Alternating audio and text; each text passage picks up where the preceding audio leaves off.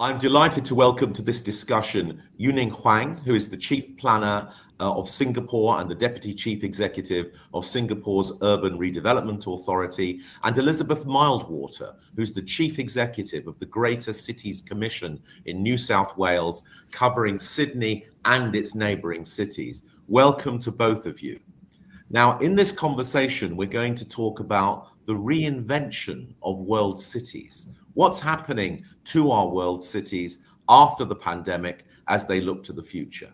And my first question for our two distinguished guests is, how is your world city changing post-pandemic? What's different and what's the same? And what are the new imperatives that our world cities face? Yuning, would you like to start? Thank you, Greg. That's a lot of questions. Well, what we are seeing here in Singapore is for sure a shift in activity patterns across a whole range of sectors. Well, mass adoption of remote working is something that many of our cities have seen during this pandemic. And at this point, we're not sure how much it will swing back and what's going to be the new normal. So that's one big shift that we are taking a look at, keeping our eyes on. Another one is the huge upswing in e-commerce, use of e-commerce, food delivery, groceries, the whole range. That's still panning out, so we are still seeing what's happening in steady state. And the other major piece would be this whole thing about resilience, the whole renewed focus on resilience. Supply chain disruptions, I think, put many of our cities through a difficult time. And for Singapore, for instance, we import 90% of our food from other places. And although we have a very diversified food strategy, sourcing strategy, it still took a little bit of a hit during this pandemic. So food resilience and our ambition to produce locally 30% of our food by 2030, that had a tremendous boost and kind of interest during this pandemic period. So these are, I think, the key differences. Maybe I should stop here and hear from Elizabeth what the key differences are, so that then we can move to the what's the same. Very good. Elizabeth, what are the key differences and the big changes in Sydney and with its neighbouring cities? Thanks, Greg. And yeah, thank you for asking me to come to this discussion. It's fascinating, isn't it? Because at first blush, you would think Australia and Singapore would be maybe quite different given our geographies and everything. But everything you just said holds true here as well in terms of the key changes. So the impact on supply chains, the remote working challenges, what does that mean? What doesn't it mean?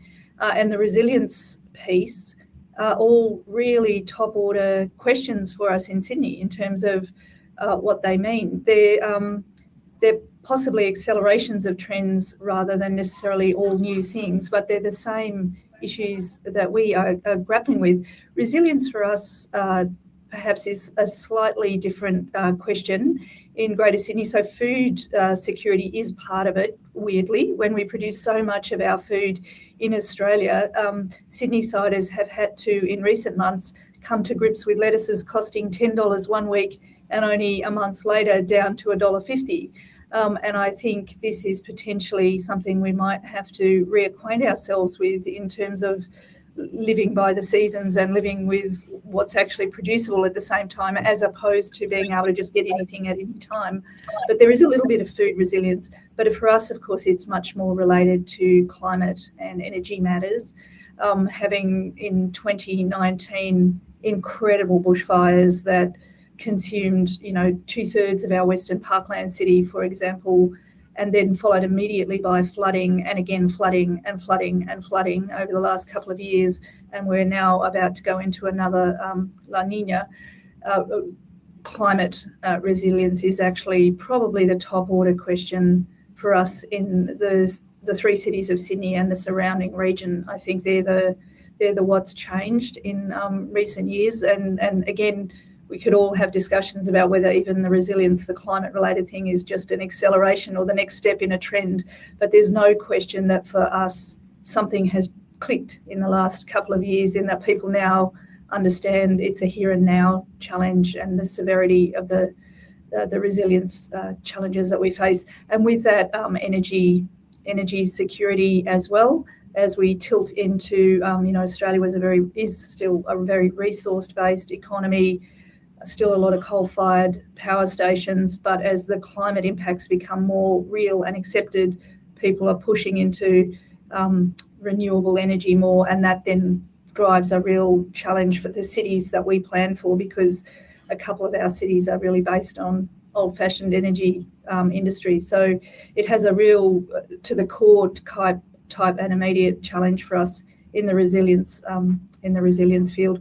For us, maybe something that Singapore has always dealt with as well is geopolitical issues are starting to come to the fore in the greater cities, for the Greater Cities Commission, slightly more than they did before, because for us they were just never relevant, perhaps, for us living happily here in Australia, whereas Singapore is clearly slightly further to north. So that's probably a change for us as well, which for city planning does bring defence into play in a way that perhaps it once wasn't. This is fascinating, Elizabeth and Yu-Ning. So very clear then that hybrid working, e-commerce, broader understandings of urban resilience, but also these bigger macro trends around climate, supply chains, as Yu-Ning mentioned, and also the geopolitics. So a lot is different in our world cities today, but what's the same? What hasn't changed? Yu-Ning, do you have a view about that? Yeah, Greg, Elizabeth, I felt there were a lot of parallels in what Elizabeth was talking about in Sydney in terms of what's shifted. Certainly energy has also come to the fore in during this period. But what's the same for Singapore? I would say that planning and the emphasis on doing planning remains the same. That continues to be very much our modus operandi in terms of emphasizing on planning. Just for the audience information and context, Singapore is very, very small. We are only about 730 square kilometers, about the same size as New York City, where this conference is coming from. And that's all we have. That's the city and the country. So everything that you need in a city and a country all needs to be packed within this space. So that's why planning has always been very critical to us. And maybe during all these changing times, it may seem counterintuitive to think that planning is still important. But I think now more than ever, planning is important because it helps us think about some of the longer term issues. It helps us develop reflexes for anticipating issues and changes. And while not everything that we plan would pan out, the regular review of the plans and the regular coming together in collaboration in developing the plans, whether it's with different government agencies, with the community, with the stakeholders, that's tremendously important. And I think that also put us on good footing during the pandemic in our ability to respond to issues and even crises that came about, that we are able to call upon the relevant parties. We're able to look at the right agencies to step up and deliver the services that's needed. And I think the other thing that remains the same is the need to plan for buffer, not just flexibility, but to have buffer within the city such that we are able to tap on vacant state properties, vacant state buildings or land in order to respond to emerging needs as they quickly unfold, or even the ability to convert state-owned properties that are used for other purposes, your sports complex converted overnight to extra housing or extra testing facilities and the like. I think many of our cities experience that as well. So this increasing need for flexibility remains the same in the city. Yu-Ning, thank you very much. So you've made the point that in the context of all of this change and uncertainty, planning becomes perhaps even more important for the city. And you've also really underlined the idea of agility, the ability of the city to change the uses of land, to convert infrastructures, to be quick in response. Elizabeth, what for you is still the same in Sydney and with its partner cities in your region? Maybe I might go a bit slightly bit more in principle. I do agree with Yuning that more than ever planning is important, and she's the word collaboration too there. I think one of the things we've all been striving for in recent years is to be more collaborative in our planning, both across levels of government and with the general community. And that sort of probably takes me back to what I think is the same for cities. That maybe might sound a bit trite, but certainly here we have, I think, in the past forgotten it, that cities are about people. They're not about big pieces of infrastructure or necessarily numbers of houses or, hard infrastructure, things that are important. But in the end, the city is about the people and how they use it. And therefore, it does need to be able to both respond to what people need at any given time, but we also need to involve them in both planning and response. I think we have been striving for that more and more in planning, but we'll need to challenge ourselves as we go ahead to do that more. We've actually learned, I think, through COVID, where perhaps in some places we engage community really well in response, and in other places perhaps we've learned some lessons, particularly in non-English speaking communities, for example, where maybe we had to learn to challenge ourselves in new ways to engage with them.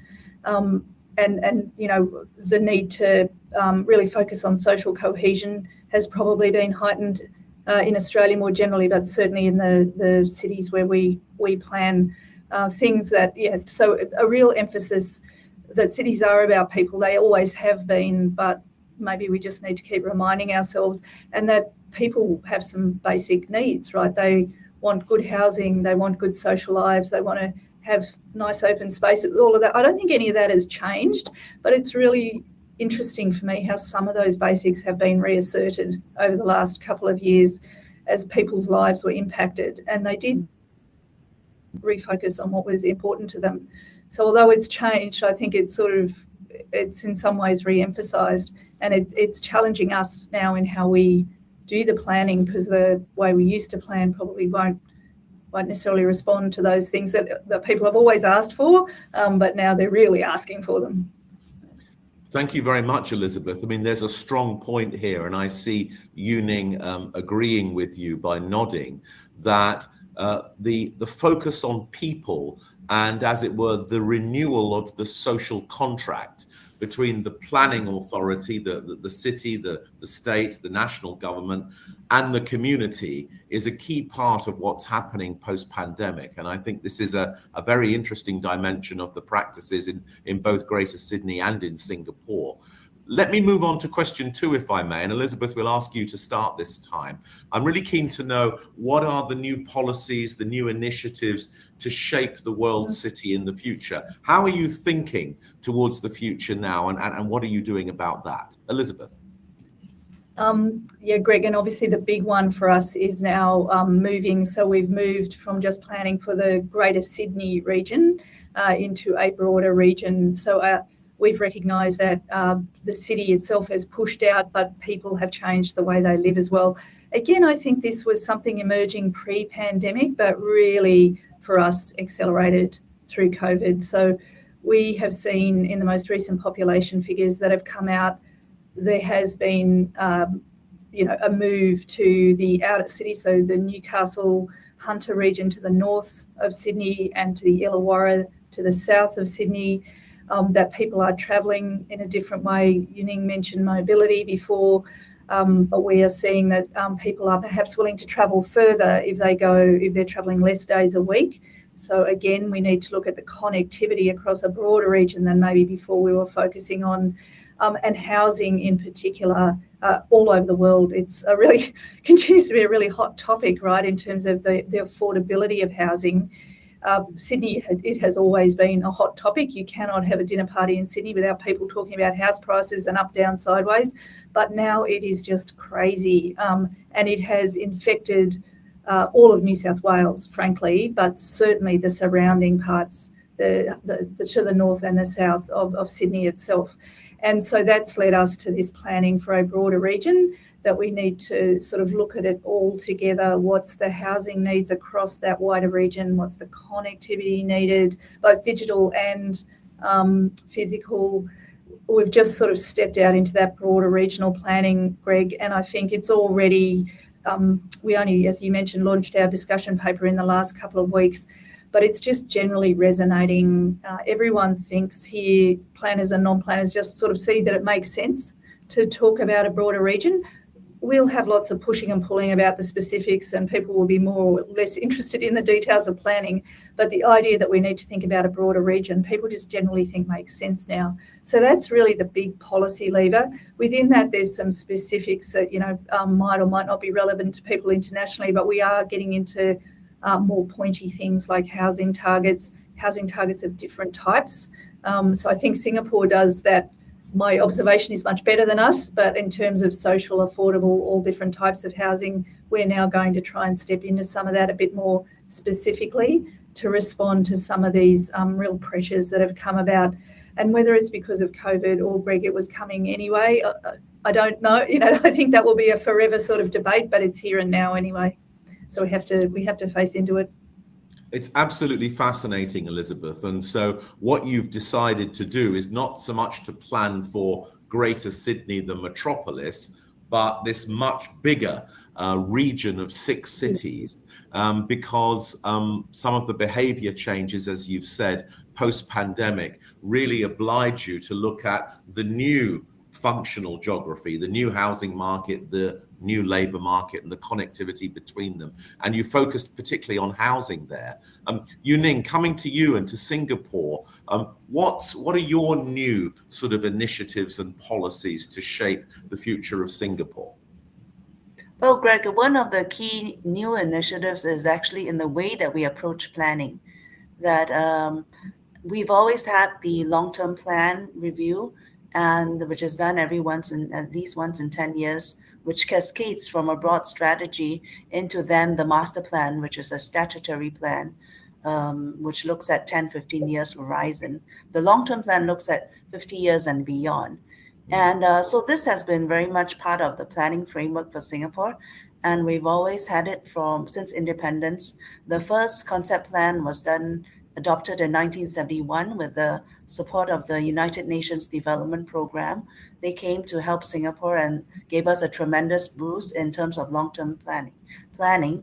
But what's changed after 50 years is that instead of taking, if I borrow the term from project management, taking a waterfall approach, meaning it's a very kind of phased and informed approach, we've gone into maybe a more agile approach of looking at the plans in a different way, trying to build more flexibility in the plans, identifying large tracts of land for future development areas where there can be more opportunity to reimagine and rethink these areas instead of predetermining these spots for, say, residential or commercial or the likes. So the plan itself has changed. The approach to the planning has also changed. And going back to Elizabeth's point about involving people and that the plans are for the people, this round of the long-term plan review, we've done an unprecedented extent of outreach. Despite the pandemic, we had a lot of outreach, both in person where we could and online as well. And we've involved some 15,000 people in a lot of different modes and conversations. And it was very good to see people really wanting to be involved in the planning process and wanting to be there upfront, talking about aspirations, what are stuff that they value in terms of the plans for Singapore, and then being able to coalesce around a few key themes, including inclusivity, sustainability, flexibility, and resilience. I think those are very universal, and it's good to see a good cross-section of the population supporting these initiatives and ideas and coming together in terms of the plans. And maybe just a quick example on how we're taking some of the ideas forward. For instance, in terms of inclusivity, we are now having more mix of our public housing areas with private housing areas than before. And another example of flexibility is in terms of the workspace. If we go back to the start of our conversation around the thing about more people working from home and us not being able to determine what's going to be the steady state trend, what we are doing now is providing flexibility in our regional centers for core area to be built and then the surrounding area to have more flexibility for future adjustments so that it can go either commercial or it can go more residential as well. And for the CBD, we want to make sure it's still active and vibrant and more mixed use is being introduced into the area through a whole slew of incentives that were first put in place in 2019. Yuning, this is fascinating. And when I listen to you and Elizabeth, it seems to me that part of what you're saying is that in the new way of thinking about the world city, firstly, people, human beings, and engagement with them is right at the center. Secondly, there's a new mindset by the sounds of it, the willingness to be more imaginative about space and scale and size and what's the right unit of planning. And then thirdly, these points that you've been making, Yuning, about inclusivity, sustainability, flexibility, resilience, agility, that if you like, there's a new willingness by the leaders, the planning authorities to create space for unexpected things to happen and for new sort of mixes to emerge. Elizabeth, is there anything to add to that, or Yuning, anything to add? Elizabeth first. Look, I think, it's so interesting for me to hear the commonality of themes. So inclusivity is a big one for us as well. And with us, the number one theme we're focusing on there, but not only, but we talk about First Nations first. In Australia, I think there's a real mood for change in terms of how we engage and include our First Nations people in everything, really, be it the Constitution or anything else.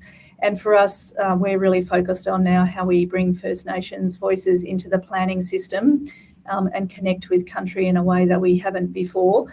But we're also really focused on other aspects of inclusivity, for example, in our innovation districts, which are a bit of a focus for us here in our 6 cities, making them real demonstrators of inclusivity.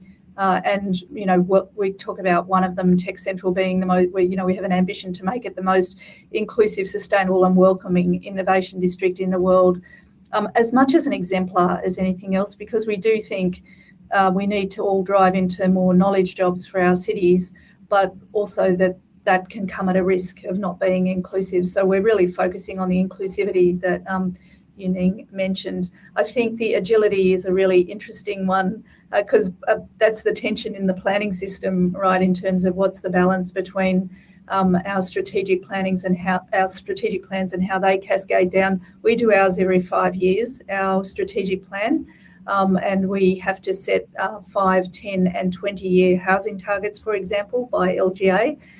So this is the first time we will that has been added to our legislation.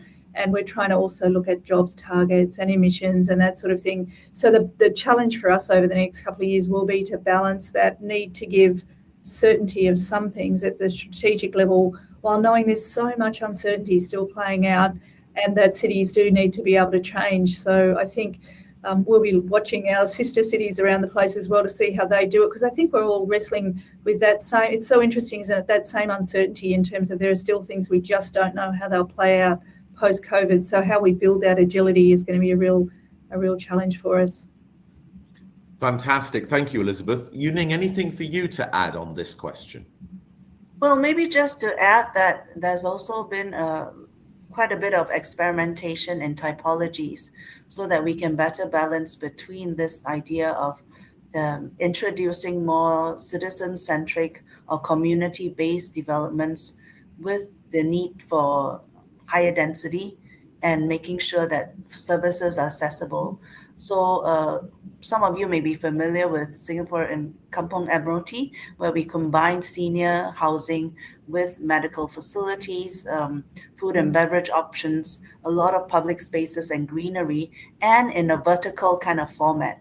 So we are trying to study some of these new typologies as they emerge, and whether there are lessons in these that we can then replicate on other sites, and success points, and maybe things that we need to improve along the way. So we are always trying to find new ways to combine different users that make sense, and seeing how can these bring benefits to the community.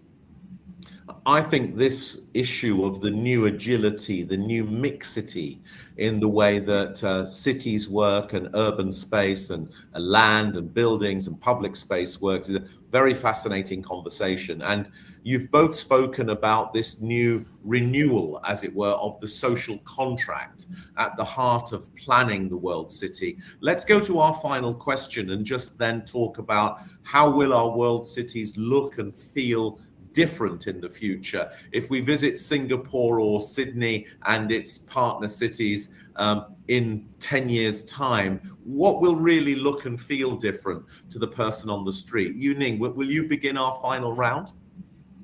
Well, Greg, I'm not sure it will be that immediately evident, because cities have been around for thousands of years.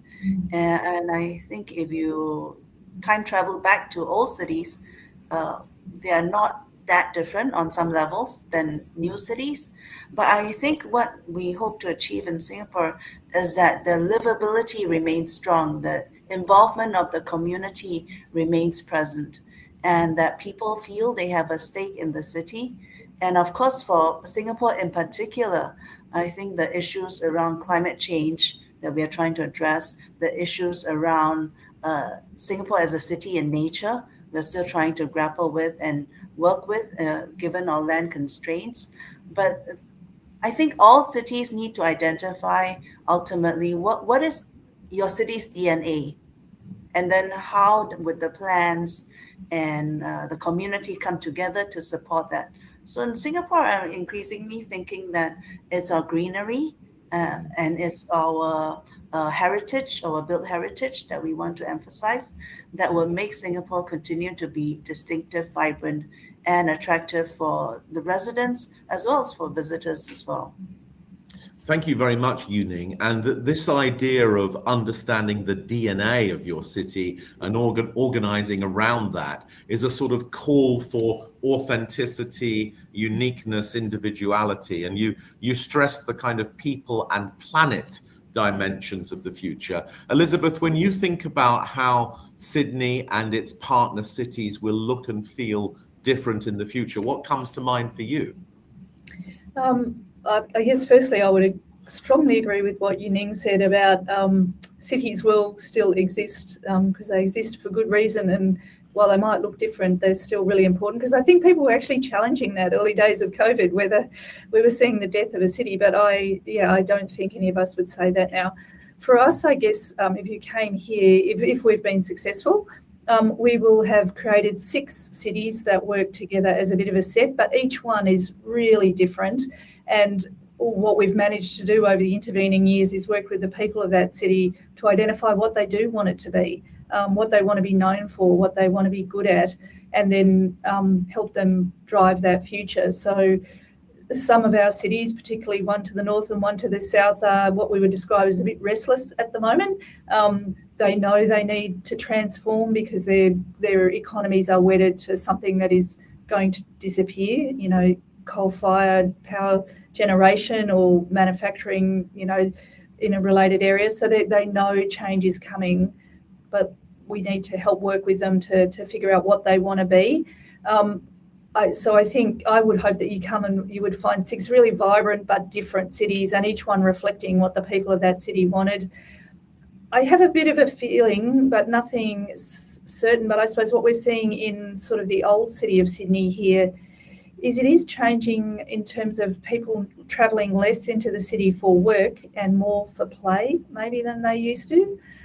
So the work from home, and it is the old city of Sydney, what people know as Sydney, with the Opera House and the Harbour Bridge. It's around here that there are all the jobs that people can do from home. So we're seeing it here impact the most. And there is definitely that 3 days in, 2 days out type rhythm evolving. But what we're also seeing then, so the city has to work harder to attract people, and we're definitely seeing that if you do that, people respond. And so I think that's a fabulous challenge for us, because I think we always were a bit of a sleepy city at night. And so I would hope that if you come to our part of the world in a few years, you'll see we managed to reinvigorate. We've used this as an opportunity to get better at sort of nightlife, at the arts, all of that. We've got strong bones, but really a bit of a shake-up. The last one, Greg, that I truly hope plays out in future years is in terms of mobility and mode shift away from cars. Sydney, or Australia generally, has followed more the US model of car-based travel. We were really pre-COVID turning into trying to get, really drive mode shift to public transport. COVID has been no one's friend on that front. And Sydney is possibly recovering slower because we've faced some industrial action in our rail networks as well. So with people having that double, I'm used to working from home, I'll make a decision day to day.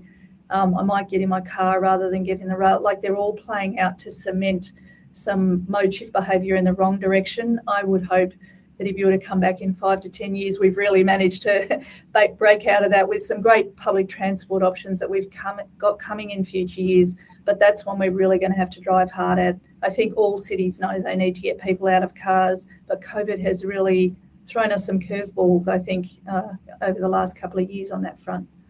Very interesting, Elizabeth. And what you and Yuning have both said is that, of course, the need for cities remains very strong. But you've also emphasized the transitions that cities are going through, both the transition in terms of the economic model, but the transition towards new kinds of mobility, embracing sustainability in a different way. And you've both made the point, if you like, that cities have to organize around a new demand profile where maybe they'll be switching out of some of the things that cities have traditionally done and switching into some other things as well. Any final words from both of you about the future of the world city? Are you optimistic that we can reinvent our world cities for the needs of our people in the future? Yuning, are you optimistic? I'm certainly optimistic. And I think the community is also very optimistic in terms of what cities can bring. Because during the pandemic, we saw how well-planned neighborhoods are so important for not just conveniences and amenities, but even mental well-being, being able to get out there and reach your nearby neighborhood park in a matter of 10 minutes. That's so important for people. And so planning has a definite place in cities, and the cities have a definite future in the world stage. Thank you very much, Yuning. Elizabeth, some final thoughts from you. Are you optimistic? I am, Greg. Totally. As I started off saying, I think human beings are social creatures. We like to be together, both for social reasons, for work. Agglomeration remains an important principle, even if it might, play out in different ways. So I'm really optimistic about cities. The other reason I'm optimistic is, I guess, younger people than any of us maybe are really challenging us about the future, and they're far more vocal and demanding about what they want of the places they live and work, and that is fabulous, because that means less is likely to just happen by accident or against the people's will. They will continue to challenge us to do new things and respond to the challenges we've got. So that makes me really optimistic. It's quite tiring some days, but because there's no easy way here, but it's fantastically optimistic. And who doesn't get a chance, who gets a chance like we've got as city planners at a time like this when there's such disruption? It's the ideal to be in sort of our chairs, isn't it? It's very exciting. Well, Greg, maybe please, if I could just add on, I think the other key reason I feel very optimistic is that I always sense a willingness to share, between different cities. like Elizabeth, like you, Craig, there's always so much sharing going on with people involved in city building and city planning.